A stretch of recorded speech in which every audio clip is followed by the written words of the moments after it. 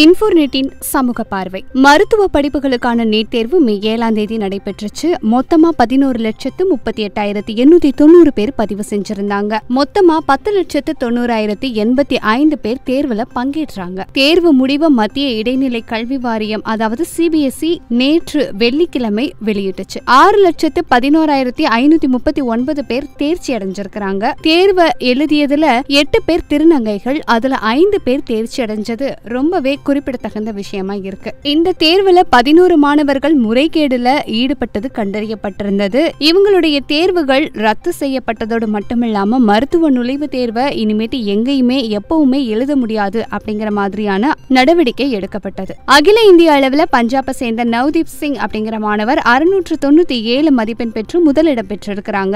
மத்திய பிரதேசத்தை சேர்ந்த மாணவர்கள் ஹர்சிக் குப்தா மற்றும் மனீஷ் முல்சந்தானி இவங்க எல்லாரும் 695 மதிப்பெண் பெற்று முறையே 2வது மற்றும் 3வது இடங்களை பெற்றிருக்கிறாங்க.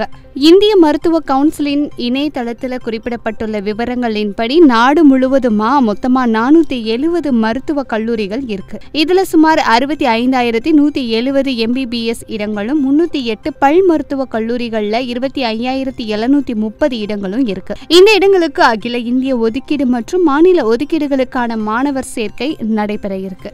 நீட் தேர்வு முடிவுல முதல் 25 இடங்கள்ல தமிழக மாணவர்கள் ஒருவர் கூட இடம் பெறல. தமிழகத்துல 85,000க்கும் மேற்பட்டோர் நீட் தேர்வு எழுதியதுல சுமார் 15,000 பேர் தமிழ் மொழியில எழுதியிருந்தாங்க. CBSE வெளியிட்டுள்ள தரவரிசை பட்டியல்ல முதல் 25 இடங்கள்ல தமிழ் மாணவர்கள் ஒருத்தர் கூட இல்ல. தமிழகத்துல 80,000க்கும் மேற்பட்டவங்க நீட் தேர்வு எழுதியிருக்கிறாங்க. 15,000 பேர் தமிழ் மொழியில எழுதியிருக்கிறாங்க. CBSE வெளியிட்டிருக்கக்கூடிய தரவரிசை பட்டியல்ல முதல் 25 இடங்கள்ல தமிழக மாணவர்கள் ஒருத்தர் கூட இல்ல. அது மட்டும் இல்ல, மொத்த மதிப்பெண் 720க்கு தமிழக மாணவர்கள் சராசரியா 300 மதிப்பெண் வரைக்கும் தான் வாங்கியிருக்கிறாங்க அப்படின்னு சொல்லப்படுது. கர்நாடக மாநிலத்துல சங்கீர் சதானந்தா அப்படிங்கிற மாணவர் 4வது இடத்தை பிடிச்சிருக்கிறாரு. கேரளால 3 மாணவர்களும், தெலுங்கானாவில 2 மாணவர்களும், ஆந்திரத்துல ஒரு மாணவியும் 25 இடங்களுக்குள்ள வந்திருக்கிறாங்க.